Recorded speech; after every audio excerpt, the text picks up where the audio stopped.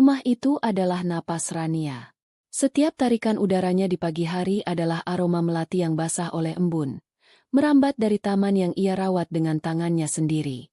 Setiap hembusannya adalah kehangatan dari secangkir kopi yang baru diseduh di dapur yang ia rancang. Ia mengenal setiap lekuk dindingnya, setiap derit lantainya, setiap bias cahaya yang masuk melalui jendela besar di ruang keluarga. 5 tahun sejak suaminya, Mas Bram, pergi, Rania telah mengubah rumah ini dari sekadar warisan menjadi sebuah surga. Surga yang ia bangun dengan keringat, air mata, dan seluruh gajinya sebagai manajer butik. Ia tidak pernah sendirian di surga itu. Ada Ibu Ratmi, mertuanya, yang hari-harinya dihabiskan dengan menonton sinetron di televisi layar datar 70 inci yang dibeli Rania. Ada juga Dina, adik iparnya, yang kini berusia 26 tahun. Seorang gadis yang hidupnya berpusat pada ponsel canggih dan unggahan media sosial. Ponsel yang juga Rania belikan sebagai hadiah ulang tahun. Mereka berdua adalah keluarga yang dititipkan Mas Bram padanya. Rania memegang amanah itu erat-erat. Ia memasak untuk mereka, membayar semua tagihan tanpa pernah mengeluh, dan memastikan kulkas 2 pintu itu selalu penuh dengan makanan dan minuman kesukaan mereka. Ia pikir, dengan melayani mereka, ia sedang memuliakan kenangan suaminya. Pagi itu, aroma roti panggang dan keju meleleh memenuhi udara. Rania sedang menyiapkan sarapan, sementara Dina duduk di meja makan. Jarinya menari lincah di atas layar ponsel, bibirnya mengerucut sebal. "Mbak, lihat deh. Masa si Siska liburan ke Bali lagi? Kayaknya baru kemarin dia pamer foto di Singapura. Enak banget ya jadi dia," keluh Dina, menunjukkan sebuah foto di Instagram. Rania tersenyum sambil meletakkan sepiring roti panggang di hadapan Dina. "Ya disyukuri saja apa yang kita punya, Din. Mungkin rezekinya dia di situ." Rezeki. Mbak Rani ngomongnya kayak ibu-ibu pengajian. Cibir Dina. Ia menggigit rotinya dengan malas. "Coba kita yang punya rumah segede ini bisa liburan mewah juga. Ini rumah bagus-bagus. Tapi isinya orang susah semua." Kata-kata itu seperti sengatan kecil. Rania memilih untuk tidak menanggapi. Ia sudah hafal betul sifat Dina.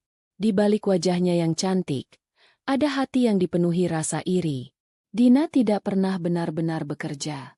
Ia hanya sesekali menerima endorse dari beberapa produk lokal. Hasilnya hanya cukup untuk membeli kuota internet dan kopi mahal.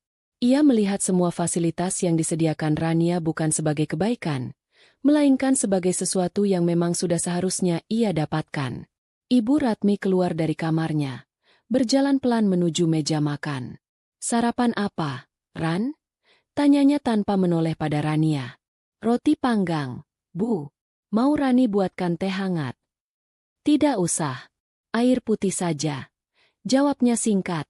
Begitulah suasana di rumah itu setiap hari.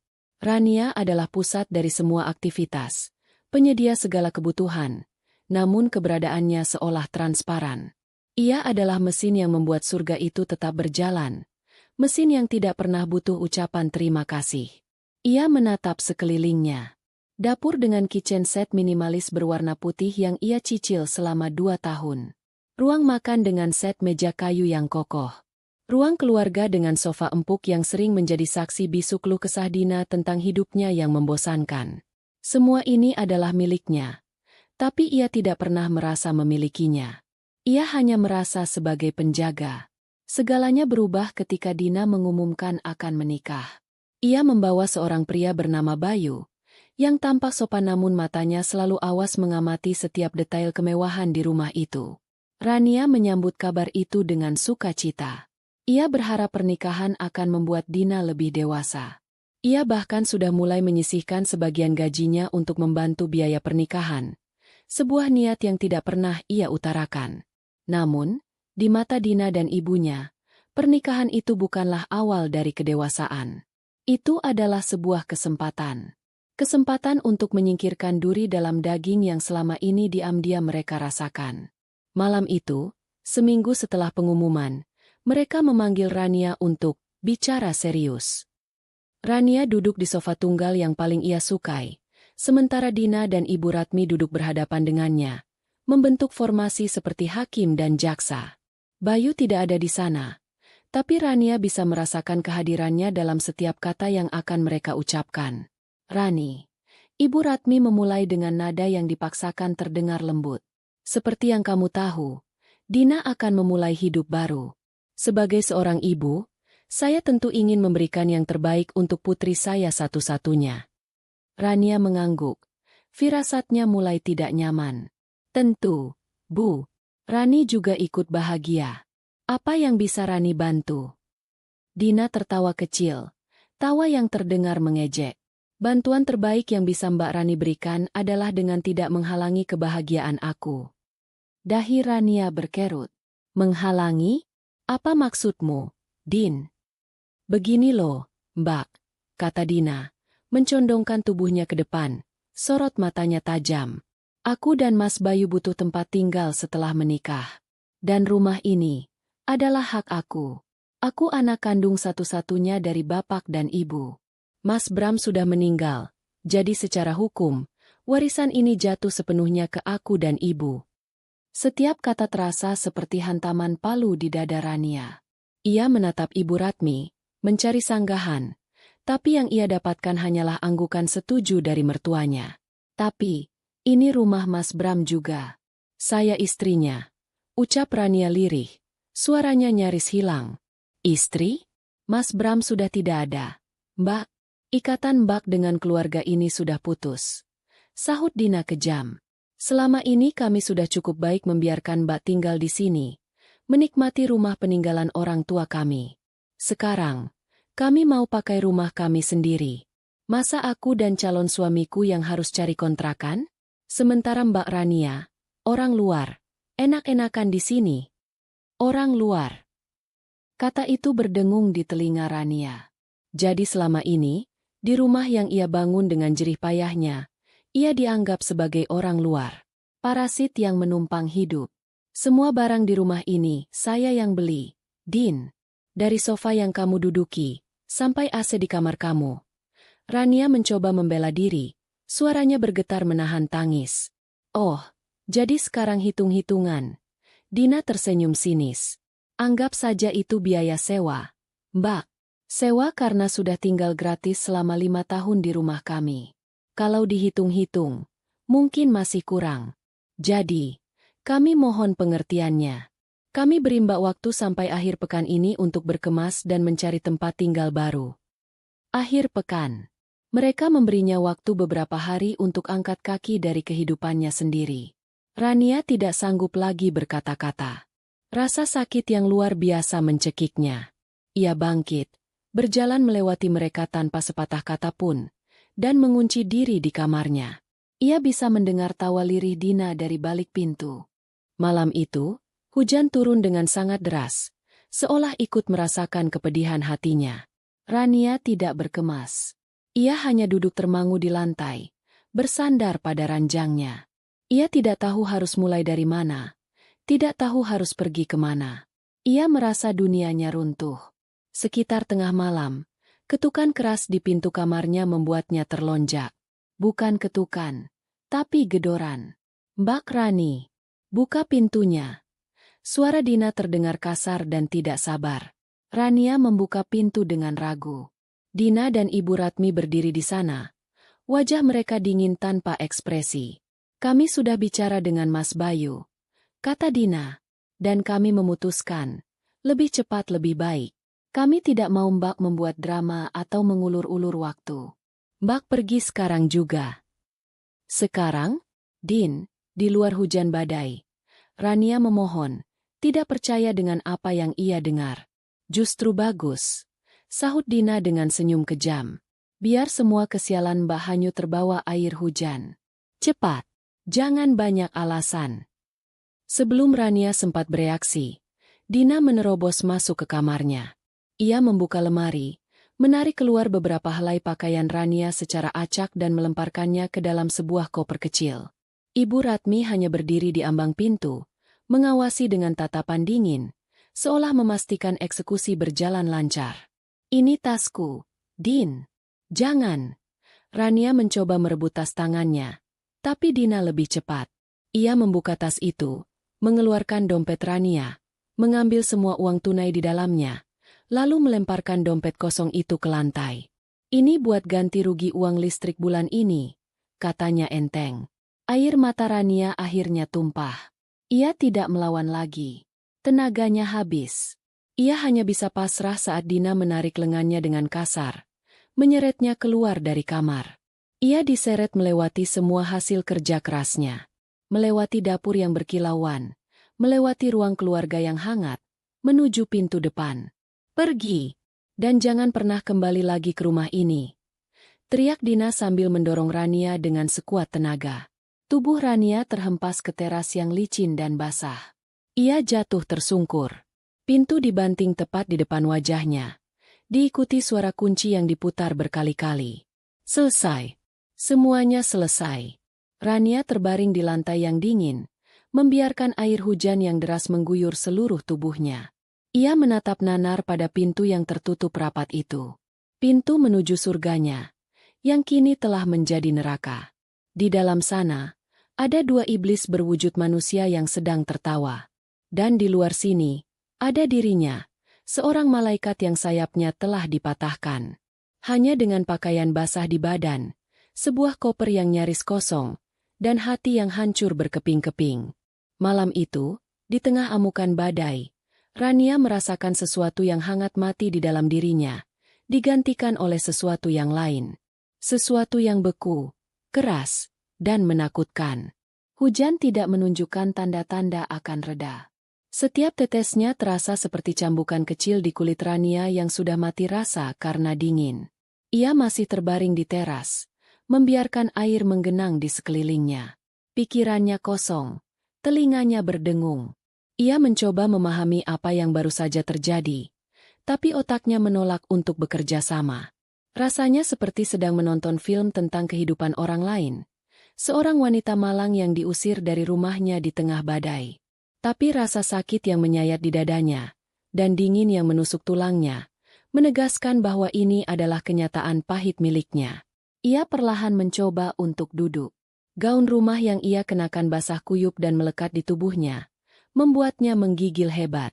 Ia menatap rumah itu, rumahnya. Dari jendela ruang keluarga, ia bisa melihat siluet Dina dan Ibu Ratmi yang bergerak-gerak. Mungkin mereka sedang memeriksa setiap sudut, memastikan tidak ada lagi jejak dirinya yang tersisa. Memastikan surga itu kini 100% milik mereka. Sebuah gelombang kesedihan yang dahsyat menghantamnya. Bukan karena kehilangan materi, tapi karena pengkhianatan. Bagaimana bisa orang yang setiap hari makan dari piring yang sama dengannya tega melakukan ini? Ia teringat wajah Mas Bram. Jika suaminya masih ada, semua ini tidak akan pernah terjadi. Mas Bram adalah perisainya. Kini perisai itu telah tiada, dan ia dibiarkan telanjang menghadapi serigala berbulu domba. Dengan sisa-sisa kekuatan, Rania bangkit berdiri. Kakinya gemetar. Ia meraih gagang koper kecilnya yang tergeletak di genangan air. Ia harus pergi dari sini. Setiap detik ia berada di depan rumah ini terasa seperti siksaan. Ia berjalan terseok-seok, tanpa tujuan, meninggalkan halaman yang tamannya ia rawat dengan penuh cinta. Ia bahkan tidak menoleh ke belakang. Tidak ada gunanya. Rumah itu bukan lagi miliknya. Jalan komplek perumahan itu sepi dan gelap, hanya diterangi oleh lampu jalan yang cahayanya tampak redup di tengah hujan. Rania berjalan tanpa arah, membiarkan kakinya membawanya pergi.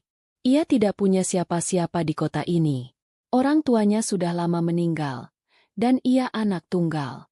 Teman-temannya ada, tapi ia terlalu malu untuk muncul di depan pintu rumah mereka dalam keadaan seperti ini pada jam 2 pagi. Langkahnya terhenti di depan sebuah musola kecil di ujung jalan. Tempat itu tampak sunyi dan damai. Sebuah perlindungan. Dengan tangan gemetar, ia mendorong gerbangnya yang tidak terkunci dan melangkah masuk ke halaman. Ia berteduh sejenak di teras musola, mencoba mengatur napasnya yang tersengal. Kemudian, ia masuk ke dalam. Suasana di dalam musola begitu hening. Hanya suara hujan di atap yang menjadi musik latar kesedihannya. Ia menuju bagian wanita, meletakkan kopernya di sudut, lalu duduk bersandar di dinding. Di tempat yang suci ini, pertahanannya runtuh. Ia memeluk lututnya dan menangis sejadi-jadinya. Tangisan tanpa suara yang menguras seluruh jiwanya. Ia menangisi kebodohannya, yang terlalu percaya pada orang yang salah. Ia menangisi ketulusannya, yang dibalas dengan air tuba. Ia menangisi setiap rupiah yang ia habiskan untuk mereka, setiap tetes keringat yang ia curahkan. Ia teringat saat Dina merengek minta dibelikan tas bermerek agar tidak malu di antara teman-temannya. Rania, dengan berat hati, menggunakan sebagian tabungannya untuk membelikannya. Ia teringat saat Ibu Ratmi mengeluh sakit punggung, dan Rania segera membelikan kasur kesehatan yang mahal untuk kamar mertuanya, sementara ia sendiri masih tidur di kasur busa biasa. Ia memberikan segalanya. Dan kini, ia tidak punya apa-apa. Tangisnya perlahan mereda, berganti dengan isak tangis yang memilukan, lalu akhirnya berhenti. Yang tersisa hanyalah kekosongan yang dingin dan luas di dalam dadanya. Ia duduk dalam kegelapan selama mungkin 1 atau 2 jam, hanya menatap kosong ke depan. Pakaiannya mulai mengering, meninggalkan rasa dingin yang tidak nyaman di kulitnya. Dalam keheningan dan kekosongan itu, sebuah pikiran mulai merayap masuk. Sebuah pikiran yang berbeda. Bukan lagi tentang kesedihan atau rasa sakit, tapi tentang ketidakadilan. Kemarahan mulai membara pelan-pelan dari dasar hatinya. Bukan kemarahan yang panas dan meledak-ledak, tapi kemarahan yang dingin, tajam, dan jernih. Ia mengeluarkan ponselnya dari dalam tas tangan kecil yang berhasil ia selamatkan. Syukurlah, ponsel itu masih menyala. Baterainya tersisa sekitar 30%. Jarinya secara otomatis membuka galeri foto. Ia melihat foto-foto kenangan di rumah itu. Foto saat ia pertama kali memasang gorden baru di ruang tamu. Foto saat ia tersenyum bangga di depan kitchen set barunya. Foto taman kecilnya yang rimbun oleh bunga. Lalu jarinya berhenti pada sebuah folder foto yang terlupakan. Folder bernama Bukti Pembayaran. Matanya membelalak. Ia ingat sekarang. Sebagai seorang manajer, ia terbiasa mengarsipkan segalanya. Setiap kali ia membeli barang elektronik atau perabotan mahal, ia selalu memfoto kwitansinya dan menyimpannya di folder itu. Setiap transaksi besar melalui M-Banking, ia selalu menyimpannya dalam bentuk tangkapan layar. Dengan jantung berdebar, ia mulai menggulir isi folder itu. Satu persatu, bukti kepemilikannya atas surga yang direbut darinya itu muncul di layar ponsel. Kwitansi pembelian sofa kulit impor seharga 35 juta. Bukti transfer DP dan pelunasan kitchen set seharga 42 juta. Tagihan kartu kredit untuk pembelian 3 unit AC. Nota pembelian televisi 70 inci. Cicilan meja makan Jati. Bahkan kwitansi dari tukang las untuk pembuatan pagar dan kanopi baru. Semuanya ada di sana. Lengkap dengan tanggal, nama toko, dan namanya sebagai pembeli. Sebuah kesadaran menghantamnya seperti sambaran petir. Mereka mengusirnya dari rumah. Tapi mereka tidak bisa mengusirnya dari barang-barang miliknya. Rumah itu mungkin atas nama almarhum mertuanya. Tapi isinya, jiwa dari rumah itu, adalah miliknya. 100% miliknya. Senyum pertama sejak malam itu terjadi terukir di bibir Rania. Tapi itu bukan senyum kebahagiaan. Itu adalah senyum dingin yang penuh perhitungan. Senyum seseorang yang baru saja menemukan senjata paling mematikan di tengah medan perang. Mereka pikir mereka menang. Mereka pikir mereka akan memulai hidup baru yang mewah di istana yang ia bangun. Betapa bodohnya mereka. Mereka hanya akan mendapatkan sangkar emas yang kosong. Di sudut musola yang remang-remang itu, Rania mengucapkan sumpah dalam hatinya. Ia tidak akan menuntut haknya atas rumah itu. Ia tidak akan memohon untuk kembali. Ia akan melakukan sesuatu yang jauh lebih menyakitkan. Ia akan mengambil kembali setiap paku yang ia tancapkan di dinding rumah itu. Ia akan melucuti rumah itu hingga telanjang. Ia akan menjual semuanya. Setiap barang. Ia akan mengubah semua perabotan itu menjadi uang tunai. Menjadi modal untuk memulai hidupnya yang baru. Dan ia akan melakukannya dengan cara yang paling elegan sekaligus paling mempermalukan bagi mereka. Ia membuka aplikasi catatan di ponselnya. Jarinya yang tadi gemetar karena dingin dan sedih, kini mengetik dengan mantap dan cepat. Ia mulai membuat daftar. Daftarnya terus berlanjut. Ia menuliskan semua yang ada di kamar utama, kamar Dina, kamar Ibu Ratmi. Ia bahkan menuliskan detail terkecil seperti pemanas air di kamar mandi, mesin cuci, pompa air, hingga pot-pot bunga mahal dan ikan koi di kolam tamannya. Setiap kata yang ia ketik terasa seperti sebuah kemenangan kecil. Sebuah langkah menuju pembalasan. Ini bukan lagi soal uang. Ini tentang harga diri. Tentang menunjukkan pada mereka siapa pemilik sebenarnya dari semua kemewahan yang mereka banggakan itu. Ketika daftar itu selesai, subuh mulai menjelang. Suara azan terdengar dari pengeras suara musola, memecah keheningan pagi. Rania menarik napas panjang. Malam terpanjang dalam hidupnya telah berakhir. Dan kini, fajar baru telah tiba. Fajar yang membawa serta sebuah rencana. Rencana pembalasan yang akan ia nikmati setiap detiknya. Mereka telah menabur angin, dan mereka akan menuai badai yang paling dahsyat. Pagi datang tanpa kehangatan. Rania meninggalkan musola saat langit masih berwarna kelabu. Tubuhnya letih, matanya bengkak. Tapi pikirannya setajam silet. Ia tidak lagi berjalan tanpa tujuan. Kini setiap langkahnya memiliki maksud. Tujuan pertamanya adalah sebuah anjungan tunai mandiri. Ia menarik sisa uang yang ada di rekening gajinya. Jumlahnya tidak banyak, tapi cukup untuk bertahan hidup selama beberapa minggu. Dari sana, ia memesan ojek online menuju sebuah motel melati di pinggir kota, tempat yang bersih, murah, dan anonim. Tempat yang sempurna untuk membangun markas perangnya. Setelah mandi air hangat dan berganti pakaian dengan salah satu dari sedikit baju yang ada di kopernya, Rania merasa seperti manusia baru. Bukan manusia yang sama seperti kemarin, yang lembut dan pemaaf. Manusia baru ini lebih dingin, lebih fokus. Ia duduk di tepi ranjang yang spraynya terasa kaku, menatap pantulan dirinya di cermin lemari yang kusam. Wanita dengan tatapan kosong itu harus pergi. Ia harus digantikan oleh seorang pejuang. Tugas pertama adalah mencari sekutu. Ia membuka kontak di ponselnya dan jarinya berhenti pada sebuah nama. Sandi Pratama. Teman kuliahnya dulu. Seorang pria jenaka yang kini telah menjadi pengacara handal. Rania menarik napas dalam-dalam sebelum menekan tombol panggil. Halo, Ran? Tumben banget telepon pagi-pagi. Ada apa? Suara Sandi terdengar ceria seperti biasa. Sandi, aku butuh bantuanmu. Suara Rania terdengar serak. Keceriaan di seberang telepon langsung lenyap. Kamu kenapa, Ran? Suaramu aneh. Kamu baik-baik saja. Rania menceritakan semuanya. Dari awal hingga akhir. Ia menceritakannya dengan lugas, tanpa isak tangis, seolah sedang melaporkan sebuah insiden. Ia menjelaskan tentang pengusiran, perabotan yang ia beli, dan rencana yang mulai terbentuk di kepalanya. Sandi mendengarkan tanpa menyela. Keheningan di ujung telepon terasa pekat. Setelah Rania selesai, Sandi mengumpat pelan. Kurang ajar. Aku tidak percaya mereka setega itu. Maaf, Ran. Aku ikut marah mendengarnya. Aku tidak butuh amarahmu, San. Aku butuh nasihat hukummu, kata Rania tegas.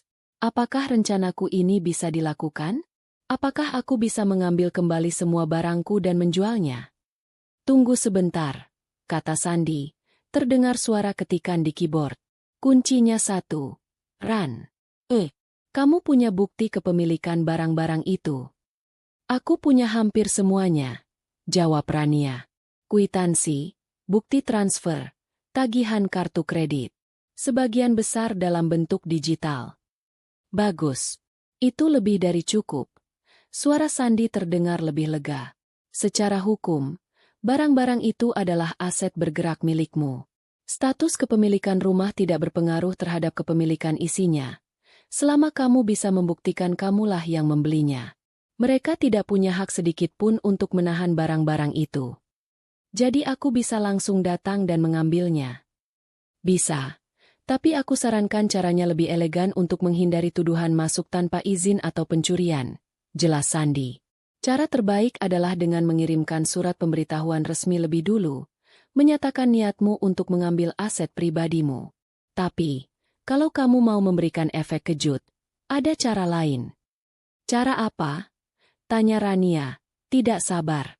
Kamu bisa menjualnya langsung dari sana, seperti rencanamu. Saat pembeli datang untuk mengambil barang, kamulah yang memberi izin pada mereka untuk masuk ke properti itu dengan tujuan mengambil barang yang sudah sah menjadi milik mereka.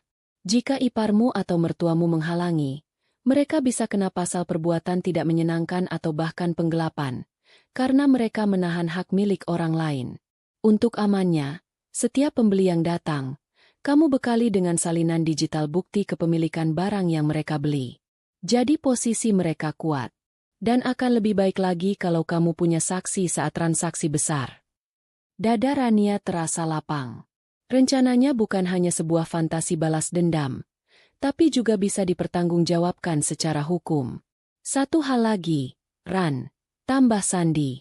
Pastikan kamu hanya mengambil apa yang benar-benar milikmu. Jangan sampai terbawa emosi dan mengambil barang peninggalan almarhum suamimu atau barang yang mereka beli sendiri, sekecil apapun itu. Jangan beri mereka celah untuk menyerang balik. Tetaplah di sisi yang benar. Aku mengerti, San. Terima kasih banyak. Berapa biaya konsultasimu? Jangan bicara soal biaya dulu. Anggap ini bantuan untuk teman lama. Fokus saja pada rencanamu. Kabari aku kalau ada perkembangan atau kalau mereka macam-macam, kata Sandi tulus.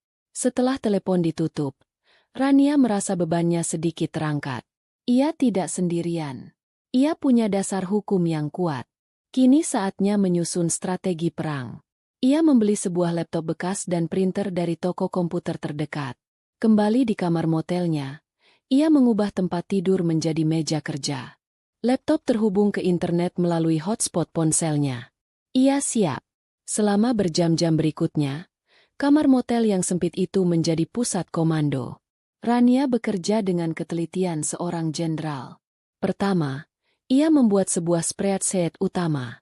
Ia membaginya menjadi beberapa kolom, nama barang, lokasi, ruangan, detail merek, bukti kepemilikan, jenis file, foto barang, harga beli, dan harga jual yang akan ia tetapkan. Ia membuka folder, bukti pembayaran, di ponselnya dan mulai bekerja. Satu persatu, file gambar ia pindahkan ke laptop. Ia menatap bukti transfer untuk kitchen set. Ia ingat hari itu. Ia baru saja menerima bonus besar dan tanpa pikir panjang langsung melunasi sisa cicilan. Ia ingin membuat ibu mertuanya senang memasak di dapur yang layak. Ironis. Ia mengetik detailnya ke dalam spreadsheet tanpa emosi. Ia menemukan tagihan kartu kredit untuk sofa kulit. Ia mencicilnya selama 12 bulan. Ia ingat Dina melompat-lompat kegirangan saat sofa itu datang. Wah, rumah kita jadi kayak di majalah interior. Mbak, serunya waktu itu. Sekarang, sofa itu akan menjadi barang pertama yang ia jual. Proses itu memakan waktu lama. Tapi Rania tidak merasa lelah. Setiap bukti yang ia temukan dan ia arsipkan terasa seperti mengumpulkan amunisi. Ia melihat tumpukan file digital itu bukan lagi sebagai kenangan, tapi sebagai senjata. Ia bahkan berhasil meretas kembali akun media sosial lamanya, tempat ia pernah mengunggah beberapa foto interior rumah. Foto-foto itu akan menjadi materi iklannya. Foto-foto berkualitas tinggi yang menunjukkan betapa terawat dan mewahnya barang-barang miliknya. Setelah semua data terkumpul dan terorganisir, tahap selanjutnya adalah menentukan platform penjualan. Ia membuka beberapa situs marketplace dan membandingkannya. Ia memutuskan untuk menggunakan platform terbesar yang paling populer, yang memiliki jangkauan terluas. Ia akan memasang iklan di sana, lalu membagikan tautannya ke berbagai grup media sosial komunitas lokal. Ia ingin ceritanya menyebar. Kemudian, ia mulai menulis naskah iklannya. Ia tidak menulis dengan nada marah atau sedih. Ia menulisnya dengan nada profesional, seolah-olah ia adalah pedagang furnitur bekas. Judulnya ia buat semenarik mungkin. Cuci gudang pindah rumah. Semua perabot mewah dijual murah. Kualitas butik. Harga miring. Borong semua isi rumah. Di bagian deskripsi, ia menulis, dijual cepat semua perabotan rumah tangga dalam kondisi sangat rawat. Pemilik akan pindah keluar kota.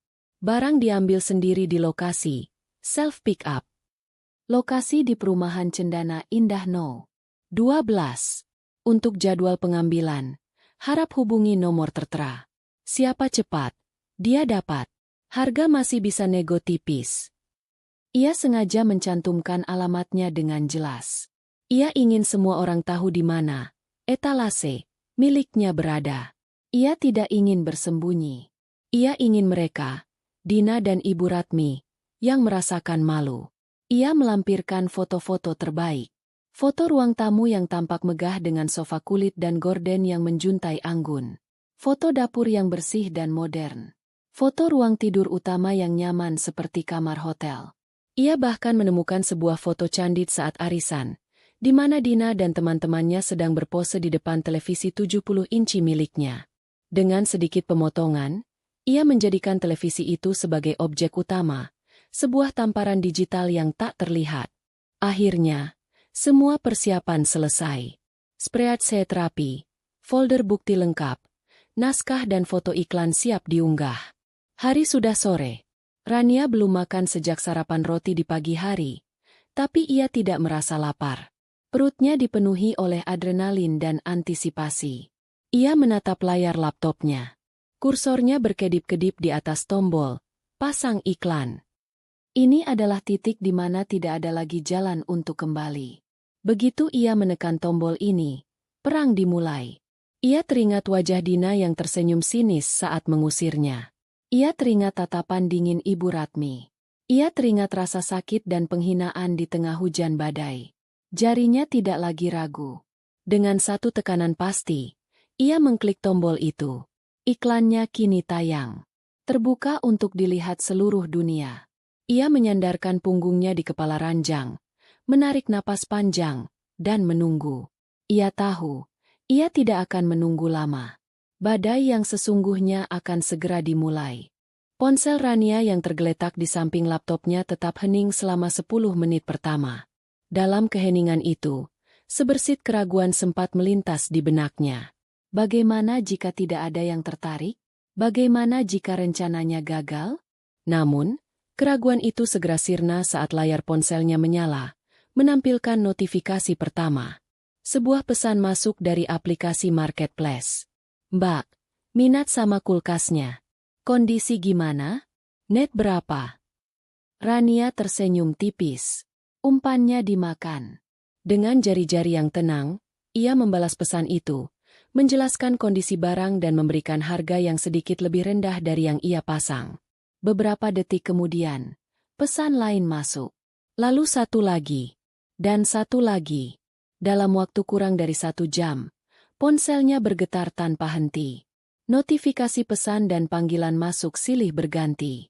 Sepertinya judul, harga miring, dan foto-foto yang menggiurkan itu bekerja lebih baik dari yang ia bayangkan. Rania mendadak berubah menjadi seorang operator yang sibuk. Ia menjawab pertanyaan, melakukan negosiasi singkat, dan yang terpenting, menjadwalkan waktu pengambilan barang. Ia sengaja mengaturnya secara strategis. Ia tidak ingin semua pembeli datang bersamaan. Ia ingin prosesnya berjalan seperti sebuah proses yang lambat dan menyakitkan. Satu barang keluar setiap 1 atau 2 jam. Ia ingin memberi jeda bagi Dina dan Ibu Ratmi untuk merasakan setiap kehilangan. Pembeli pertama dijadwalkan datang besok pagi jam 10. Seorang ibu muda yang tertarik dengan mesin cuci bukaan depan miliknya. Rania segera mengirimkan foto kwitansi pembelian mesin cuci itu melalui WhatsApp kepada si pembeli. Bu, ini bukti kepemilikannya atas nama saya. Tolong ditunjukkan saja jika ada yang bertanya di lokasi. Bilang saja ibu sudah transaksi dengan saya, Rania. Malam itu, Rania tidur lebih nyenyak daripada 5 tahun terakhir. Keesokan paginya, di rumah nomor 12, Dina sedang menikmati kopi paginya sambil menonton acara gosip di televisi 70 inci. Ia merasa seperti ratu di istananya yang baru. Ia sudah merencanakan akan mendekorasi ulang kamar Rania menjadi walk-in closet untuknya. Ibu Ratmi sedang menyiram tanaman di taman. Hidup terasa sempurna. Pukul 10 tepat. Bel rumah berbunyi. Dina, dengan sedikit kesal karena acaranya terganggu, membuka pintu. Di depannya berdiri sepasang suami istri dengan seorang anak kecil. "Selamat pagi. Cari siapa, ya?" tanya Dina dengan nada sedikit angkuh. "Pagi, Mbak. Kami mau ambil mesin cuci. Sudah janjian dengan Mbak Rania," kata si ibu dengan ramah. Dunia Dina seakan berhenti sejenak. "Rania? Mesin cuci? Apa maksudnya ini?" "Mbak salah alamat mungkin. Di sini tidak ada yang namanya Rania dan kami tidak menjual mesin cuci," kata Dina ketus. "Loh, alamatnya benar kok, Mbak. Perumahan Cendana Indah nomor 12. Si bapak menimpali sambil menunjukkan layar ponselnya yang berisi percakapan dengan Rania. "Ini buktinya. Kami sudah bayar DP juga." Dina melihat foto mesin cuci di ponsel itu. Itu jelas mesin cuci di rumahnya. Amarahnya langsung tersulut. Ini pasti penipuan. Wanita itu sudah tidak tinggal di sini. Dia itu maling. Semua barang di sini milik saya. Pasangan itu tampak kaget dan bingung. Si ibu kemudian teringat pesan Rania. Ia membuka galeri fotonya dan menunjukkan foto kwitansi. "Tapi ini, Mbak, bukti pembeliannya atas nama Rania. Kami hanya mengambil barang yang sudah kami bayar." Wajah Dina memerah. Ia kehabisan kata-kata. Ia tidak tahu harus berbuat apa. Di saat yang sama, Ibu Ratmi masuk dari taman dan bertanya ada keributan apa. Setelah mendengar penjelasan, Ibu Ratmi sama terkejutnya. Ponsel Dina berdering. Nama, Mbak Rani, tertera di layar. Dengan tangan gemetar karena marah, ia mengangkatnya. "Apa maumu, hah? Berani-beraninya kamu menjual barang di rumahku." "Itu bukan rumahmu, Dina. Dan itu barang-barangku." Suara Rania di seberang terdengar sangat tenang, yang justru membuat Dina semakin murka. "Aku punya bukti untuk setiap barang yang aku jual. Tolong jangan halangi pembelinya. Mereka tidak tahu apa-apa. Biarkan mereka mengambil mesin cuci itu." "Tidak akan. Ini pencurian. Kalau kamu menghalangi, aku akan menelepon Sandi. Kamu kenal dia, kan? Pengacara temanku. Dia bilang, tindakanmu menahan barang milik orang lain bisa masuk pasal penggelapan. Kamu mau berurusan dengan polisi?" Ancaman itu berhasil. Dina terdiam. Nama Sandi dan kata "polisi" membuatnya takut. Dengan perasaan dongkol yang luar biasa, ia dan ibunya hanya bisa mematung, menatap pasrah saat pasangan suami istri itu masuk, dibantu oleh seorang kuli angkut, membawa keluar mesin cuci dari area cuci di belakang. Suara mesin cuci yang diseret di atas lantai keramik terdengar seperti cakaran di hati mereka. Setelah pembeli pertama pergi, Dina langsung mengunci gerbang. Tapi itu tidak ada gunanya. Pembeli kedua, yang dijadwalkan datang jam 12 untuk mengambil set meja makan, menelepon Rania karena gerbangnya terkunci. Rania dengan tenang menelepon Dina kembali. "Buka gerbangnya, Din. Atau aku benar-benar akan membawa polisi ke sana dengan tuduhan penyanderaan aset." Dengan terpaksa, Dina membuka gerbang. Prosesi itu kembali terulang. Kali ini, 6 kursi dan 1 meja kayu jati yang kokoh diangkut ke atas mobil pick-up. Ruang makan mereka kini kosong melompong. Mereka terpaksa makan siang sambil lesehan di lantai, dengan makanan yang dipesan secara online karena tidak ada lagi meja untuk menyiapkan masakan. Hari itu menjadi neraka bagi Dina dan Ibu Ratmi. Setiap beberapa jam, bel rumah berbunyi, membawa pembeli yang berbeda untuk mengambil barang yang berbeda. Sebuah rak buku tinggi diangkut. Lalu karpet Turki yang tebal digulung dan dibawa pergi. Kemudian 3 unit AC dicopoti satu persatu oleh teknisi, meninggalkan lubang menganga di dinding. Rumah yang tadinya terasa penuh dan hangat, perlahan-lahan menjadi kosong dan dingin. Berita tentang obral besar di rumah nomor 12 mulai menyebar di grup WhatsApp ibu-ibu komplek. Beberapa tetangga yang penasaran bahkan sengaja lewat di depan rumah, sekadar untuk melihat mobil angkut barang yang datang dan pergi. Dina, yang biasanya bangga menjadi pusat perhatian, kini merasa setiap tatapan tetangga adalah sebuah penghakiman. Ia malu luar biasa. Ia mengurung diri di kamar, menutupi telinganya dengan bantal, berharap semua ini segera berakhir. Sore harinya, saat pembeli datang untuk mengambil televisi 70 inci, kesabaran Dina habis. Ini adalah pusat dari hiburannya, mahkota dari ruang keluarganya. Ia tidak terima. Ia berlari keluar dan berdiri di depan televisi itu, merentangkan tangannya. Tidak boleh. Ini punya saya. Teriaknya histeris pada dua orang petugas pengantar barang. Para petugas itu kebingungan dan menelepon Rania.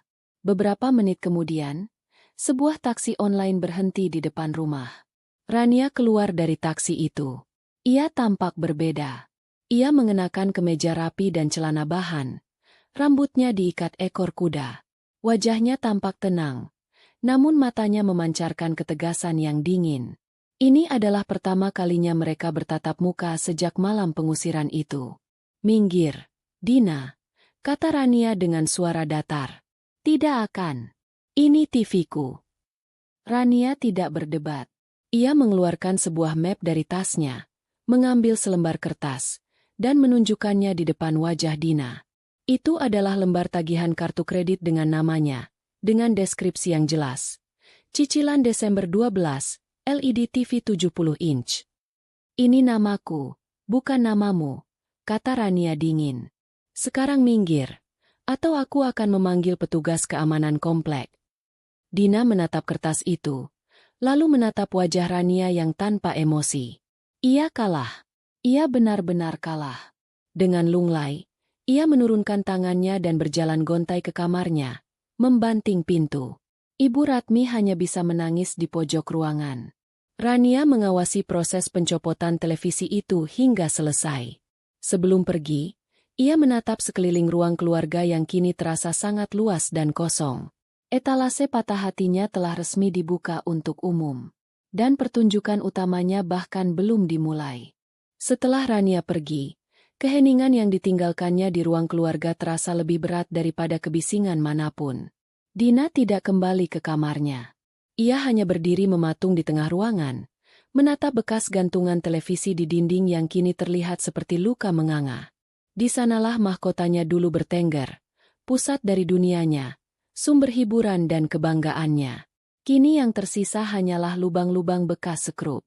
Ibu Ratmi masih terisak di sudut ruangan. Tangisannya terdengar lemah dan putus asa di dalam ruangan yang mulai kehilangan peredam suaranya. "Ini semua salahmu," desis Dina, tanpa menoleh pada ibunya. Suaranya serak, penuh dengan racun kebencian. Seandainya ibu lebih tegas dari awal, seandainya ibu tidak membiarkan dia membeli semua barang ini, kita tidak akan seperti ini. "Kenapa jadi salah ibu?" balas Ibu Ratmi. Tangisnya berhenti sejenak, digantikan oleh nada membela diri. "Kamu yang paling menginginkan dia pergi. Kamu yang bilang dia cuma orang luar. Ibu hanya mendukungmu, Dina." "Mendukung?"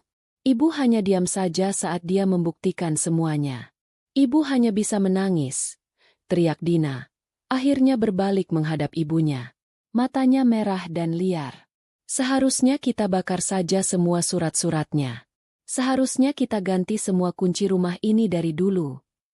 Lalu kita masuk penjara? Itu maumu?" Perdebatan sengit itu mengisi kekosongan rumah.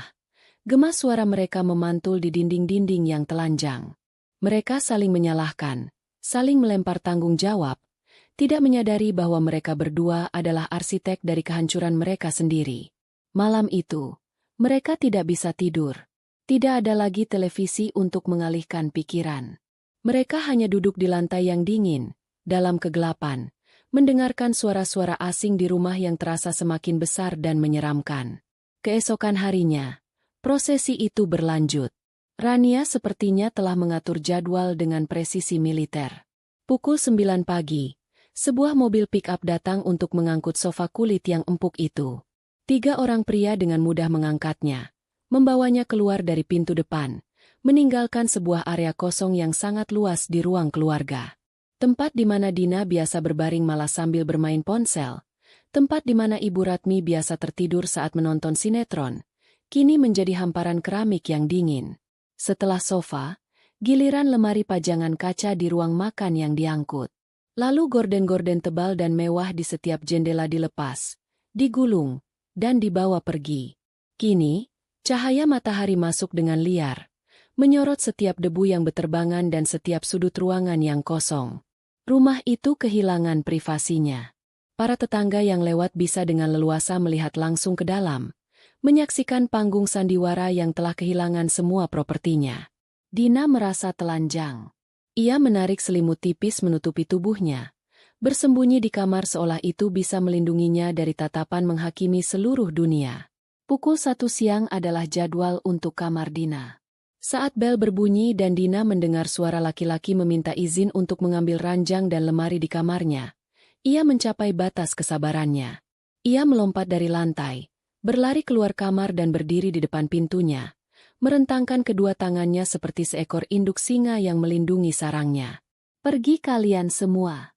Jangan sentuh kamarku," teriaknya histeris pada dua orang petugas angkut yang tampak kebingungan. "Ini kamarku. Barang-barang ini milikku." Salah seorang petugas, seperti yang sudah diinstruksikan, segera menelepon Rania. "Halo, Bu Rani. Ini kami yang mau ambil ranjang di kamar lantai atas. Tapi mbaknya ngamuk. Bu, tidak mau kami masuk." Dina bisa mendengar suara tenang Rania dari pengeras suara ponsel itu. "Tolong berikan teleponnya pada Dina." Petugas itu menyodorkan ponselnya pada Dina. Dengan tangan gemetar, Dina merebut ponsel itu. "Apa lagi maumu? Hah? Kau sudah mengambil semuanya. Sisakan kamarku." "Dina, dengarkan aku." Suara Rania terdengar datar, tanpa emosi sedikit pun. "Ranjang itu, kasur lateksnya, lemari pakaian 6 pintu itu, meja rias putih itu, semuanya aku yang mencicil selama 18 bulan saat kamu merengek ingin kamarmu seperti kamar seorang putri. Aku punya semua buktinya. Sekarang, biarkan petugas itu melakukan pekerjaan mereka, atau aku akan datang ke sana bersama Sandi dan 2 orang polisi." Ancaman itu selalu berhasil. Dina membenci betapa lemahnya ia di hadapan ketenangan Rania. Ia membenci betapa Rania telah memikirkan semuanya, menutup setiap celah untuknya melawan. Ia membanting ponsel itu ke lantai hingga pecah berkeping-keping. "Aku benci kamu, Rani. Aku benci kamu," jeritnya, sebelum akhirnya luruh ke lantai, menangis tanpa daya. Para petugas itu, setelah mendapat izin kembali dari Rania lewat telepon rekannya, dengan canggung melangkahi tubuh Dina yang gemetar. Mereka masuk ke kamarnya dan mulai bekerja. Dina hanya bisa mendengarkan suara obeng listrik yang memperteli ranjangnya, suara gesekan lemari pakaiannya yang diseret keluar. Tempat sucinya, satu-satunya area pribadi yang tersisa, kini dinodai dan dilucuti di depan matanya. Ia merasa diperkosa secara emosional. Prosesi itu tidak berhenti di sana. Setelah kamar Dina, giliran kamar Ibu Ratmi. Kasur kesehatan yang empuk itu dibongkar. Lemari pakaian peninggalan almarhum suaminya yang masih bagus, tetap dibiarkan di tempatnya. Rania menepati janjinya. Ia hanya mengambil apa yang menjadi miliknya. Ironisnya, hal itu justru terasa lebih menyakitkan. Barang-barang lama yang kusam itu kini berdiri kesepian di tengah ruangan yang kosong, menjadi monumen yang memalukan bagi keserakahan mereka. Dapur adalah target berikutnya.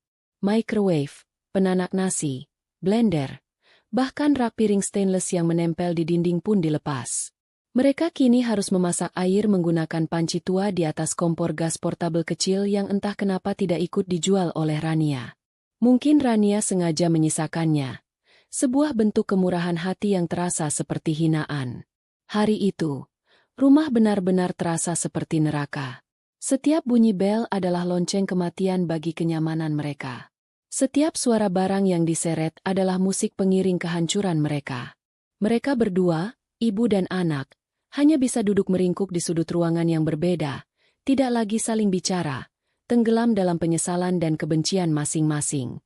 Mereka telah berhasil mengusir Rania, tapi bersamaan dengan itu, mereka juga telah mengusir kehidupan dari rumah mereka. Menjelang sore, saat mereka pikir siksaan hari itu telah berakhir, sebuah truk kecil dengan beberapa orang tukang kebun datang. Mereka tidak masuk rumah. Mereka langsung menuju ke taman. Dina dan Ibu Ratmi hanya bisa menatap dari jendela yang kini telanjang tanpa gorden. Para tukang itu, dengan perintah dari Rania, mulai menggali tanaman-tanaman hias yang paling mahal. Aglaonema, Monstera variegata, semua koleksi yang dulu sering Rania pamerkan dengan bangga. Mereka membungkus akarnya dengan karung goni dan mengangkutnya ke atas truk. Puncak dari penghinaan itu adalah saat mereka mengeluarkan jaring besar dan mulai menyerok ikan-ikan koi dari kolam. Ikan-ikan berwarna-warni yang lincah itu meronta-ronta di dalam jaring sebelum dimasukkan ke dalam kantong-kantong plastik besar berisi oksigen. Taman yang tadinya asri dan hidup kini terlihat seperti sepetak tanah yang porak-poranda. Kolamnya menjadi keruh dan kosong. Saat truk itu pergi meninggalkan kepulan asap, Dina dan Ibu Ratmi merasa benar-benar telah kehilangan segalanya. Rania tidak hanya mengambil perabotan. Ia mengambil keindahan, ia mengambil kenyamanan, ia mengambil kebanggaan, dan ia mengambil jiwa dari rumah itu. Prosesi pengosongan itu hampir selesai. Yang tersisa kini hanyalah mereka berdua, di dalam sebuah kotak beton yang besar, sunyi, dan penuh gema penyesalan. Hari-hari berikutnya terasa seperti berjalan di dalam mimpi buruk yang tidak berkesudahan. Rumah yang dulu menjadi istana kebanggaan Dina, kini benar-benar telah berubah menjadi gua. Gema dari setiap langkah kaki mereka di lantai keramik yang telanjang terdengar begitu keras, seolah mengejek kesunyian yang mencekam. Cahaya matahari yang masuk tanpa filter dari jendela-jendela polos terasa menyilaukan dan kejam, menyorot setiap sudut ruangan yang kini hanya berisi debu dan kekosongan. Tidak ada lagi tempat yang nyaman untuk duduk. Tidak ada lagi sudut yang indah untuk dipandang. Rutinitas mereka menjadi sebuah siksaan. Mereka bangun dari alas tidur tipis di lantai. Punggung mereka terasa sakit dan kaku. Untuk sarapan, mereka harus berjongkok di lantai dapur, memakan roti tawar atau mie instan yang dimasak dengan peralatan seadanya. Tidak ada lagi meja makan untuk berkumpul. Meskipun mereka juga tidak lagi ingin bicara satu sama lain. Keheningan di antara mereka dipenuhi oleh ketegangan dan tuduhan yang tak terucap. Dina menghabiskan sebagian besar waktunya di dalam kamarnya yang kosong, menatap dinding-dinding putih yang membisu. Ia merasa seperti seorang ratu yang diasingkan di dalam kerajaannya sendiri yang telah runtuh. Ponselnya, yang dulu menjadi jendela menuju dunia glamor yang ia dambakan, kini menjadi sumber siksaan. Ia tidak berani membukanya. Ia takut melihat unggahan teman-temannya yang bahagia, yang akan membuatnya semakin merasa kalah. Ia takut membaca gosip yang mungkin sudah beredar di grup-grup komunitas tentang wanita gila yang menjual seluruh isi rumahnya. Di tengah penderitaan itu, Rania memberikan serangan penutupnya. Serangan yang membuktikan bahwa ia tidak akan menyisakan apapun. Sebuah mobil pick-up datang lagi. Kali ini, mereka membawa peralatan pertukangan. Mereka masuk dan, dengan surat perintah kerja yang ditandatangani Rania, mulai mencopot hal-hal yang Dina pikir tidak mungkin bisa diambil. Pemanas air di kamar mandi utama dilepas, menyisakan 2 pipa yang mencuat dari dinding. Shower mewah dengan semprotan berbagai mode diganti dengan kepala shower plastik murahan. Bahkan keran wastafel bermerek yang estetik itu pun ikut dibongkar. Rania seolah ingin memastikan bahwa tidak ada sedikit pun sisa kemewahan dari sentuhan tangannya yang bisa mereka nikmati. Puncak dari semua itu adalah saat mereka membongkar kitchen set. Para tukang dengan hati-hati melepaskan lemari-lemari gantung dari dinding, lalu membongkar kabinet bawah. Kompor tanam dan wastafel cuci piring ikut diangkat. Yang tersisa hanyalah sebuah dinding keramik kosong dengan bekas-bekas lubang sekrup dan saluran pipa air yang terbuka. Dapur impian itu kini kembali menjadi ruang kosong yang menyedihkan. Jauh lebih buruk daripada sebelum Rania merenovasinya. Ibu Ratmi hanya bisa menatap nanar. Air matanya sudah kering. Ia tidak punya lagi tenaga untuk menangis. Dina, dalam keputusasaannya, masih berpegang pada satu harapan terakhir, Bayu. Calon suaminya. Ia telah berbohong pada Bayu selama beberapa hari terakhir. Saat Bayu bertanya mengapa ia jarang memberi kabar, Dina beralasan sedang sibuk dengan proyek renovasi besar-besaran di rumah. Ia membayangkan akan menjelaskan semuanya pada Bayu nanti, memutarbalikan cerita, menjadikan dirinya sebagai korban dari kekejaman Rania. Ia yakin Bayu, yang sangat mencintainya, akan mengerti dan membantunya bangkit kembali. Sore itu, saat Dina sedang meratapi nasibnya di ruang tamu yang kosong, bel rumah berbunyi. Ia berharap itu bukan lagi orang suruhan Rania. Dengan langkah malas, ia membuka pintu. Jantungnya serasa berhenti berdetak. Di depannya berdiri Bayu, tersenyum lebar sambil membawa sebuket bunga. Kejutan, kata Bayu ceria. Katanya lagi renovasi. Aku mau lihat dong perkembangannya. Senyum Bayu langsung memudar saat matanya menatap ke dalam rumah, melewati tubuh Dina. Ia melihat kekosongan. Ia melihat dinding-dinding telanjang dan lantai yang kotor. Ia melangkah masuk. Tatapannya menyapu ke sekeliling dengan kebingungan yang dengan cepat berubah menjadi kengerian. Dina, ini apa? Renovasi macam apa ini? Di mana semua barang-barangmu? Tanya Bayu. Suaranya berubah dingin. Dina panik. Ia tidak siap untuk ini. Ini, Mas, aku bisa jelaskan. Ini semua ulah Mbak Rani. Dia. Rani? Potong Bayu. Keningnya berkerut. Siapa itu? Ipar perempuanku. Janda Mas Bram. Dia mengambil semuanya. Dina mulai menangis, mencoba membangkitkan simpati Bayu. Dia iri padaku, pada kita. Dia tidak mau kita bahagia. Jadi dia mengambil semuanya dan menjualnya. Bayu tidak menatap Dina. Matanya masih menjelajahi setiap sudut ruangan yang kosong. Ia berjalan dari ruang tamu ke ruang makan, lalu melongo ke dapur yang hancur. Wajahnya mengeras. Ia bukan orang bodoh. Ia bisa melihat kebenaran yang sesungguhnya. Kemewahan yang dulu membuatnya terpesona.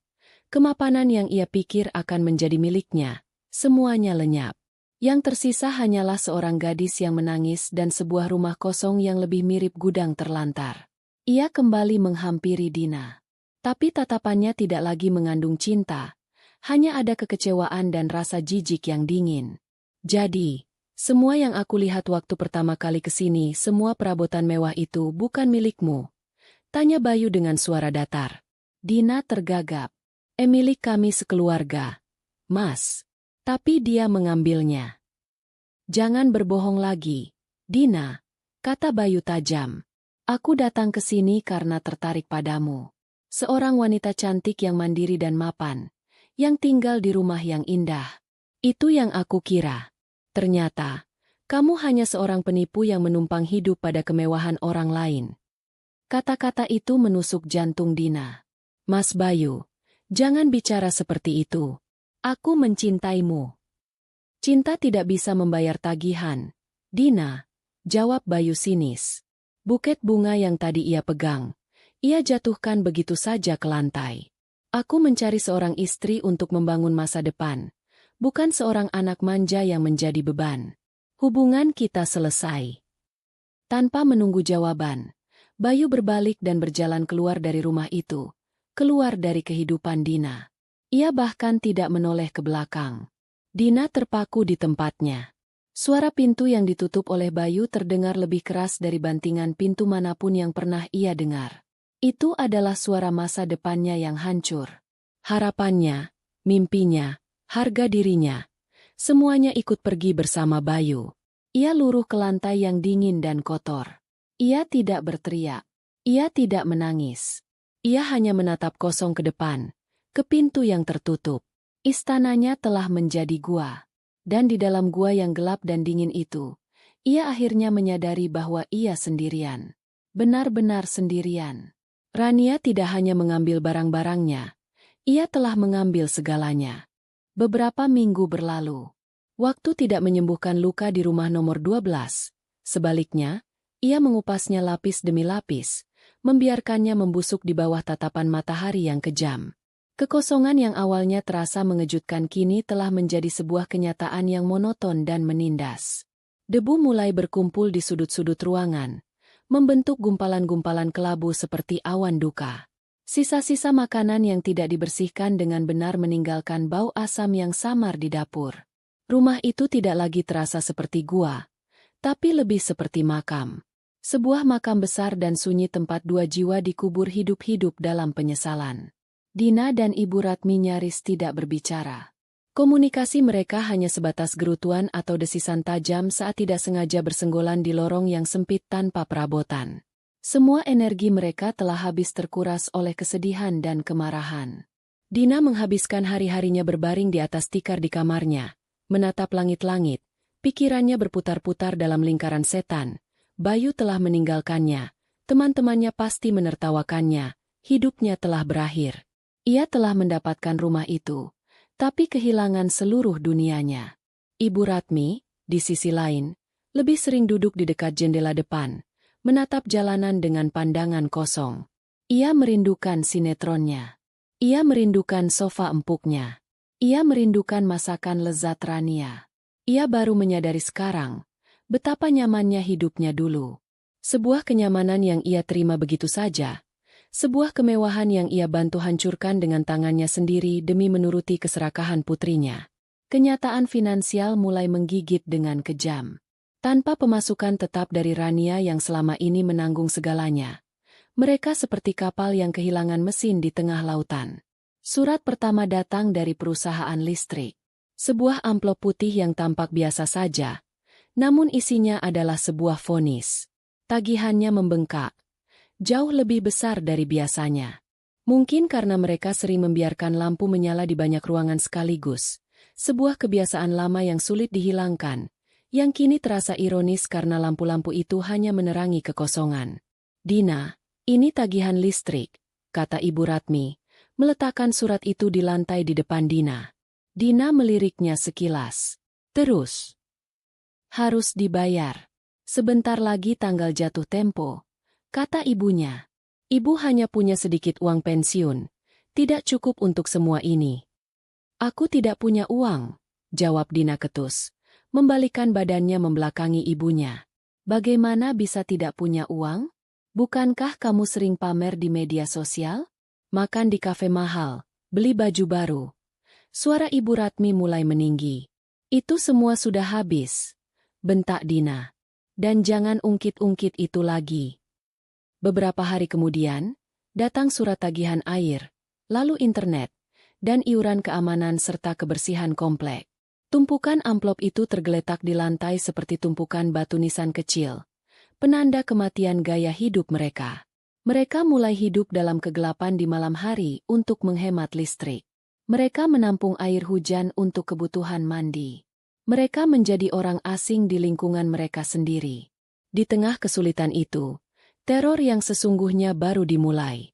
Suatu siang, saat Dina sedang mencoba tidur untuk melarikan diri dari kenyataan, gedoran keras di gerbang depan membuatnya terlonjak kaget. Gedoran itu terdengar kasar dan tidak sabar. "Siapa itu?" bisik Ibu Ratmi ketakutan. "Aku tidak tahu," jawab Dina. Jantungnya berdebar kencang. Gedoran itu semakin keras, disertai teriakan. "Dina, kami tahu kamu di dalam. Keluar!" Suara itu berat dan mengancam. Dina langsung pucat pasi. Ia mengenali nada suara seperti itu. Ia gemetar hebat, meringkuk di sudut kamarnya. "Dina, siapa itu?" "Mereka memanggil namamu," desak ibunya, menarik-narik lengan Dina. "Aku tidak tahu, Bu. Mungkin orang salah alamat." Dusta Dina. Tapi orang di luar tidak menyerah. Ia terus berteriak, kali ini lebih keras, menarik perhatian beberapa tetangga yang penasaran. "Dina Anindita, bayar utangmu. Jangan jadi pengecut." Ibu Ratmi menatap putrinya dengan ngeri. "Utang? Utang apa, Dina?" Dina tidak bisa mengelak lagi. Ia menangis terseduh-seduh, dan di tengah isak tangisnya, ia akhirnya mengaku. Ia menceritakan semuanya. Tentang pinjaman online yang ia ambil dari berbagai aplikasi. Tentang uang yang ia pinjam dari rentenir kenalan temannya. Semua itu ia lakukan demi gaya hidup. Demi bisa mengimbangi Bayu. Demi bisa pamer pada teman-temannya. Ia membeli tas, sepatu, membiayai liburan singkat. Semuanya dengan uang pinjaman. Aku pikir setelah Mbak Rani pergi dan aku menikah dengan Mas Bayu, aku bisa membayar semuanya pelan-pelan. Isaknya, "Aku tidak menyangka Mbak Rani akan mengambil semua barangnya. Aku tidak menyangka Mas Bayu akan meninggalkanku." Ibu Ratmi terduduk lemas di lantai. Ia merasa seolah baru saja ditampar dengan keras. Masalah mereka ternyata jauh lebih dalam dan lebih berbahaya dari sekadar kehilangan perabotan. Putrinya telah menggali lubang yang sangat dalam, dan kini mereka berdua terperosok di dalamnya. Penagih utang pertama itu akhirnya pergi setelah setengah jam berteriak-teriak, meninggalkan secari kertas berisi ancaman yang ia selipkan di gerbang. Tapi ia hanyalah pembuka dari sebuah parade neraka. Hari-hari berikutnya, teror datang silih berganti. Ponsel Dina, yang dulu penuh dengan notifikasi, suka, dan komentar pujian, kini dibanjiri oleh pesan-pesan caci maki dan ancaman dari nomor-nomor tak dikenal. "Bayar utangmu atau data pribadimu kami sebar. Kami tahu rumahmu. Kami akan datang setiap hari. Dasar penipu. Hidup mewah dari uang utang." Mereka bahkan mulai mengirimkan pesan teror ke nomor-nomor yang ada di kontak Dina, menyebarkan aibnya. Beberapa teman yang dulu dekat dengannya kini memblokir nomornya. Dunianya semakin menyempit. Para penagih utang dalam wujud fisik juga datang silih berganti. Ada yang datang sendiri, ada yang berdua. Mereka datang di waktu-waktu yang tidak terduga. Pagi, siang, bahkan larut malam.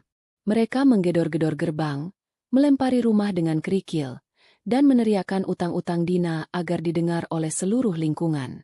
Dina dan Ibu Ratmi hidup dalam ketakutan yang konstan. Setiap suara motor yang berhenti di depan rumah membuat mereka menahan napas. Mereka tidak berani keluar rumah, bahkan untuk membeli makanan. Mereka bertahan hidup dari sisa-sisa bahan makanan yang ada, yang semakin menipis setiap harinya. Suatu sore, dua orang penagih utang yang berbadan besar berhasil melompati gerbang. Mereka menggedor pintu depan dengan kepalan tangan mereka. "Buka atau kami dobrak." Dina dan ibunya hanya bisa berpelukan ketakutan di dalam, menahan pintu dengan tubuh mereka. Para penagih itu mengintip dari jendela yang tak bergorden. "Wah, rumahnya kosong melompong begini," kata salah satunya dengan nada mengejek. "Pantas saja tidak bisa bayar utang. Tidak ada yang bisa disita." Kata-kata itu, entah kenapa, terasa lebih menyakitkan dari ancaman manapun. Mereka dihina karena kemiskinan mereka. Sebuah kemiskinan yang mereka ciptakan sendiri. Setelah para penagih itu pergi, Dina merasa benar-benar hancur. Ia telah mencapai titik terendah. Ia yang dulu begitu peduli pada citra dan gengsi, kini telah menjadi tontonan yang memalukan bagi seluruh komplek. Rumah yang ia rebut dengan susah payah kini telah menjadi penjara yang menyiksa, dikepung oleh hantu-hantu dari kesalahannya sendiri.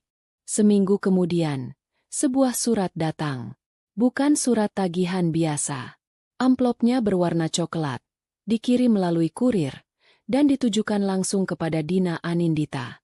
Dengan tangan gemetar, Dina membukanya. Surat itu datang dari kreditor terbesarnya, rentenir tempat ia meminjam uang paling banyak, yang entah bagaimana berhasil memegang salinan sertifikat rumah mereka sebagai jaminan kepercayaan. Isinya singkat, padat, dan tidak memberikan ruang untuk negosiasi.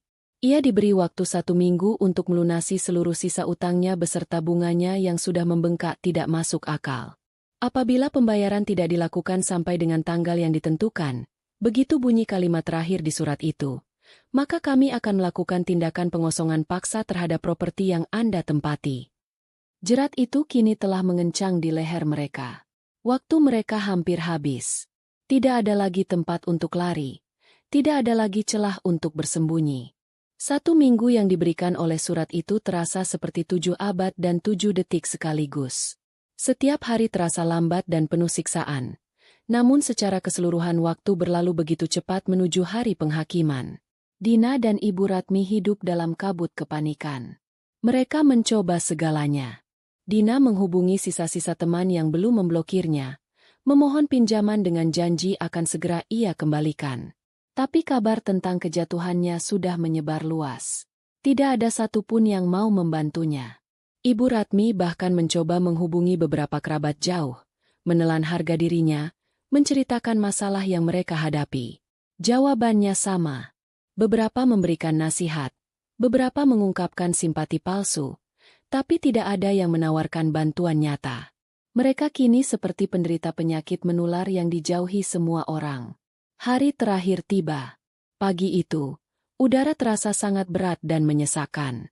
Dina tidak tidur semalaman. Ia hanya duduk di lantai, memeluk lututnya, menatap pintu depan seolah sedang menunggu kedatangan regu tembak. Ibu Ratmi menghabiskan waktunya dengan berdoa. Air matanya sudah kering, bibirnya komat kamit tanpa suara. Mereka telah mengunci segalanya. Gerbang depan dirantai dari dalam, pintu dan jendela ditutup rapat. Mereka menciptakan benteng ilusi, berharap itu bisa menahan gelombang pasang yang akan datang. Sekitar pukul 11 siang, suara deru beberapa mobil dan motor berhenti tepat di depan rumah mereka. Jantung Dina serasa berhenti berdetak. Inilah saatnya. Dari celah jendela, ia mengintip keluar. Pemandangan di luar lebih buruk dari yang ia bayangkan. Bukan hanya 2 atau 3 orang. Ada sekitar 10 orang pria berwajah keras dan berbadan tegap. Mereka turun dari mobil dan motor, berdiri berjajar di depan gerbang, seperti pasukan yang siap menyerbu. Salah satu dari mereka, seorang pria berperawakan paling besar dengan tato di lehernya, melangkah maju. Ia tidak menggedor. Ia langsung berteriak dengan suara yang menggelegar, menggunakan pengeras suara kecil. Dina Anindita, waktumu sudah habis. Kami datang untuk menagih janji. Teriakan itu memecah keheningan siang hari di komplek perumahan yang tenang. Beberapa tetangga mulai keluar dari rumah mereka, berdiri di teras masing-masing, menyaksikan drama itu dengan penuh minat. Keluar dan serahkan rumah ini secara baik-baik, atau kami akan masuk dengan cara kami sendiri, lanjut pria itu. Di dalam rumah, Ibu Ratmi pingsan. Dina menjerit panik, mencoba menyadarkan ibunya, tapi ibunya tidak bergerak. Dina sendirian sekarang, menghadapi mimpi buruknya yang paling mengerikan. Ia tidak membuka pintu. Ia hanya bisa menangis ketakutan di dalam. Melihat tidak ada respon, pria besar itu memberi isyarat kepada anak buahnya. 2 orang dari mereka membawa sebuah palu godam dan linggis. Mereka mulai menghancurkan gembok dan rantai di gerbang. Suara dentuman logam yang dihantam dengan keras terdengar memekakan telinga. Setiap pukulannya terasa seperti hantaman langsung ke ulu hati Dina. Para tetangga yang menonton kini semakin banyak. Mereka berbisik-bisik. Beberapa bahkan merekam kejadian itu dengan ponsel mereka. Dina, yang dulu hidup untuk pamer di media sosial, kini menjadi bintang utama dalam sebuah siaran langsung tentang kehancurannya sendiri. Brak! Gerbang itu akhirnya jebol dan terbuka lebar. Pasukan penagih utang itu menyerbu masuk ke halaman. Mereka tidak berhenti di sana. Mereka langsung menuju pintu depan. Kami hitung sampai 3. 1, 2. Dina, dalam kepanikannya, menyeret sebuah kursi sisa ke depan pintu untuk menahannya. Sebuah perlawanan yang sia-sia dan menyedihkan. 3. Pintu depan didobrak dengan sekali tendangan keras. Engselnya rusak dan pintunya terayun masuk dengan suara berderak yang mengerikan. Dina terlempar ke belakang, jatuh tersungkur di lantai. Para pria berwajah seram itu kini memenuhi rumahnya, atau lebih tepatnya, bekas rumahnya. Mereka berdiri mengelilinginya, menatapnya dengan dingin. Pria bertato itu melangkah maju, berjongkok di depan Dina. Sudah kami bilang, kan? Lebih baik menyerah baik-baik, katanya dengan senyum mengejek. Ia lalu memberi isyarat lagi. 2 anak buahnya masuk. Satu mengangkat Ibu Ratmi yang masih pingsan, yang lain mencengkeram lengan Dina dengan kasar dan menyeretnya keluar. Lepaskan! Lepaskan ibuku! Ini rumah kami. Dina meronta-ronta, tapi tenaganya tidak ada apa-apanya. Ia diseret melewati halaman yang tamannya telah rusak, melewati gerbang yang telah hancur, dan dilemparkan begitu saja ke trotoar di pinggir jalan. Ibunya dibaringkan di sebelahnya. Beberapa tetangga terkesiap melihat pemandangan itu, tapi tidak ada yang berani menolong. Di depan matanya yang berlinang air mata, Dina menyaksikan para penagih utang itu memasang rantai dan gembok baru yang jauh lebih besar di gerbang rumahnya. Mereka kemudian menempelkan sebuah spanduk putih besar di gerbang itu. Tulisannya dicetak dengan huruf kapital berwarna merah menyala. Tanah dan bangunan ini telah disegel karena sengketa utang piutang. Semuanya selesai. Prosesi pengusiran itu menjadi sebuah tontonan publik yang sempurna. Ironi yang paling kejam adalah, mereka diusir dari sebuah rumah kosong. Mereka berjuang mati-matian untuk merebut sebuah cangkang, dan pada akhirnya, bahkan cangkang itu pun direnggut dari mereka. Para penagih utang itu pergi, meninggalkan Dina dan ibunya yang tergeletak di pinggir jalan. Para tetangga, setelah puas menonton, perlahan-lahan kembali masuk ke dalam rumah mereka yang hangat dan aman, membawa serta cerita gosip terpanas tahun ini. Sore mulai turun. Lampu-lampu jalan mulai menyala satu persatu. Ibu Ratmi akhirnya siuman. Ia menatap spanduk di gerbang, lalu menatap putrinya, lalu menangis tanpa suara. Dina tidak menangis lagi. Ia hanya duduk mematung, menatap kosong ke depan. Mereka tidak punya apa-apa lagi. Tidak ada rumah, tidak ada uang, tidak ada harga diri. Mereka telah sampai di dasar jurang yang mereka gali sendiri. Di depan pintu rumah yang pernah menjadi simbol keserakahan mereka, karma telah datang mengetuk. Dan ia tidak datang dengan sopan. Ia datang dengan palu godam, menghancurkan segalanya hingga tak bersisa. 8 bulan berlalu. Waktu, yang dulu terasa seperti musuh yang menyeretnya melewati penderitaan, kini telah menjadi sahabat yang membantunya menanam dan memanen harapan. Di sebuah sudut kota yang ramai, di antara deretan ruko-ruko modern, berdiri sebuah tempat yang memancarkan kehangatan dan keanggunan. Di atas pintu kacanya, terpasang sebuah papan kayu dengan ukiran huruf yang indah. Lembar baru. Ini adalah dunia Rania. Sebuah butik kafe yang ia bangun dari nol.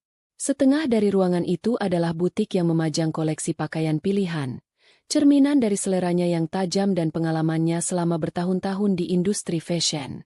Separuh lainnya adalah kafe kecil yang nyaman, dengan aroma biji kopi segar yang menyatu dengan wangi kue-kue panggang. Tempat ini adalah perwujudan dari semua yang telah ia pelajari, kerja keras, ketelitian, dan kemampuan untuk menciptakan keindahan. Rania yang sekarang bukanlah Rania yang dulu. Rambutnya dipotong lebih pendek, memberinya penampilan yang lebih segar dan dinamis. Cara berjalannya lebih tegap. Tatapan matanya lebih percaya diri. Ia tidak lagi membawa beban masa lalu di pundaknya. Ia telah meletakkannya, meninggalkannya di reruntuhan rumah nomor 12, dan berjalan maju dengan ringan. Pagi itu, lembar baru, sudah ramai oleh pelanggan. Beberapa wanita sedang memilih-milih baju di area butik, sementara beberapa pekerja kantor sedang menikmati kopi pagi mereka di area kafe. Rania bergerak dengan lincah di antara keduanya. Ia menyapa pelanggan tetap dengan nama mereka, membantu seorang gadis muda menemukan gaun yang pas, lalu bergeser ke belakang mesin espresso untuk membantu barista barunya yang sedikit kewalahan. "Bu Rani, pesanan meja nomor 3 sudah siap," kata Tina, seorang gadis muda yang menjadi karyawan pertamanya. Tina memandangnya dengan tatapan penuh kekaguman. Bagi Tina, Rania bukan hanya seorang bos, tapi juga seorang mentor. "Baik, Tin. Tolong antarkannya.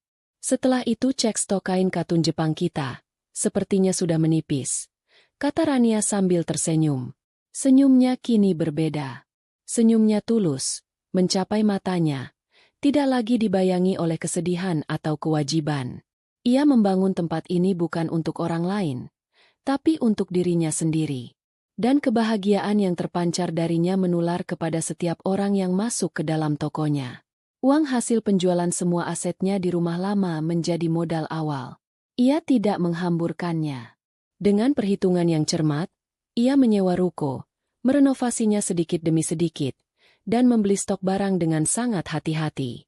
Ia menggunakan semua pengetahuannya tentang bisnis, semua koneksinya dengan para pemasok. Ia bekerja 16 jam sehari selama 3 bulan pertama, seringkali tidur di sofa kecil di ruang belakang rukonya. Ia adalah manajer, kasir, pelayan, dan petugas kebersihan sekaligus. Kerja keras itu terbayar. Lembar baru, dengan cepat mendapatkan reputasi sebagai tempat yang menjual produk berkualitas dengan pelayanan yang hangat. Dari mulut ke mulut, usahanya berkembang. Ia kini memiliki 3 orang karyawan, neraca keuangannya menunjukkan keuntungan yang stabil, dan ia bahkan sudah berhasil membeli sebuah mobil kecil bekas untuk menunjang mobilitasnya. Ia tidak lagi tinggal di motel. Ia menyewa sebuah apartemen studio kecil yang tidak jauh dari tokonya. Apartemen itu tidak besar, tidak mewah, tapi terasa begitu nyaman. Setiap barang di dalamnya ia pilih dengan cinta. Sebuah sofa kecil yang nyaman, sebuah tempat tidur dengan sprei katun yang lembut, sebuah dapur mungil tempat ia bisa memasak untuk dirinya sendiri. Tidak ada barang mahal atau mencolok. Yang ada hanyalah kedamaian. Ini adalah istananya yang sesungguhnya. Sebuah benteng yang tidak bisa direbut oleh siapapun karena ia membangunnya di atas pondasi kemandiriannya sendiri. Di antara kesibukannya, ia juga mulai membangun kembali kehidupan sosialnya. Ia bergabung dengan komunitas pengusaha wanita lokal, tempat ia bisa berbagi pengalaman dan belajar dari orang lain. Ia menemukan teman-teman baru, orang-orang yang menghargainya karena siapa dirinya, bukan karena apa yang bisa ia berikan. Ia belajar untuk tertawa lepas lagi, untuk menikmati hal-hal kecil, seperti berjalan-jalan di taman kota pada hari Minggu atau menonton film di bioskop sendirian. Suatu malam, setelah semua pelanggan pulang dan karyawan sudah beres-beres, Rania duduk sendirian di salah satu meja kafenya. Ia menatap sekeliling tempat yang telah ia ciptakan itu. Cahaya lampu gantung yang hangat memantul di atas meja-meja kayu yang bersih. Di rak-rak butik, baju-baju tertata rapi, menunggu untuk ditemukan oleh pemiliknya yang baru. Keheningan malam itu terasa damai, bukan lagi menakutkan. Sekelebat, bayangan rumah lamanya melintas di benaknya. Ia teringat ruang tamu yang luas dan kosong setelah televisinya diangkut. Ia teringat wajah penuh kebencian Dina. Ia teringat tangisan putus asa Ibu Ratmi. Anehnya, kenangan itu tidak lagi memancing amarah atau kesedihan. Rasanya seperti menonton sebuah film lama tentang orang lain. Ia tidak merasa menang. Balas dendam yang dulu terasa begitu membara, kini terasa seperti sesuatu yang sepele dan tidak penting. Ia tidak menghancurkan mereka. Mereka menghancurkan diri mereka sendiri. Ia hanya mengambil kembali apa yang menjadi haknya, lalu berbalik dan berjalan pergi untuk membangun kehidupannya. Ia sadar, pengusiran malam itu, yang terasa seperti akhir dunia, ternyata adalah sebuah hadiah terselubung. Kejadian itu telah memaksanya keluar dari sangkar emas yang nyaman namun beracun. Kejadian itu telah memaksanya untuk menemukan kekuatan yang tidak pernah ia tahu ia miliki. Ia harus kehilangan segalanya untuk bisa benar-benar menemukan dirinya sendiri. Sebuah rasa syukur yang hangat memenuhi hatinya. Syukur atas kekuatannya sendiri. Syukur atas kesempatan kedua. Ia tidak lagi melihat dirinya sebagai korban. Ia adalah seorang penyintas. Seorang pemenang dalam pertarungannya melawan takdir. Ponselnya bergetar. Sebuah pesan masuk dari Sandi, pengacara temannya. "Ran, apa kabar? Sudah lama tidak dengar beritamu. Bisnismu lancar?" Rania tersenyum dan mulai mengetik balasan. "Kabar baik, San. Sangat baik. Lembar baru. Sedang ramai. Kapan-kapan mampir. Aku traktir kopi terbaik di kota ini." Ia menekan tombol kirim. Ia menyandarkan punggungnya di kursi, menyesap sisa tehnya yang mulai dingin. Ia tidak lagi memikirkan masa lalu. Pikirannya sudah tertuju pada hari esok. Pada koleksi baju musim semi yang akan segera datang, pada resep kue baru yang ingin ia coba, pada rencana untuk membuka cabang kedua tahun depan. Fajar yang baru telah sepenuhnya menyingsing untuk Rania. Dan kali ini, langitnya cerah tanpa awan. Ia mengunci pintu rukonya, melangkah keluar ke udara malam yang sejuk, dan berjalan menuju mobilnya. Ia pulang, menuju ke rumahnya sendiri. Beberapa bulan kembali berlalu, mengantarkan pergantian musim. Malam itu, hujan turun dengan lembut di kota, membasahi jalanan aspal hingga berkilauan di bawah cahaya lampu-lampu kota. Rintik hujan yang jatuh di kaca depan mobil Rania menciptakan lukisan impresionis yang buram. Alunan musik jazz pelan dari radio menemani perjalanannya pulang setelah menutup kafenya lebih larut dari biasanya. Ini adalah malam yang sempurna untuk meringkuk di bawah selimut dengan secangkir teh hangat dan sebuah buku bagus. Rania tersenyum tipis membayangkannya. Ia merasa damai. Hidupnya kini berada dalam ritme yang stabil dan membahagiakan. Bisnisnya terus berkembang, lingkaran pertemanannya semakin solid, dan yang terpenting, hatinya terasa utuh. Mobilnya berhenti di sebuah persimpangan jalan yang ramai, menunggu lampu lalu lintas berganti hijau. Sambil menunggu, matanya tanpa sengaja menyapu ke trotoar di sisi kiri jalan.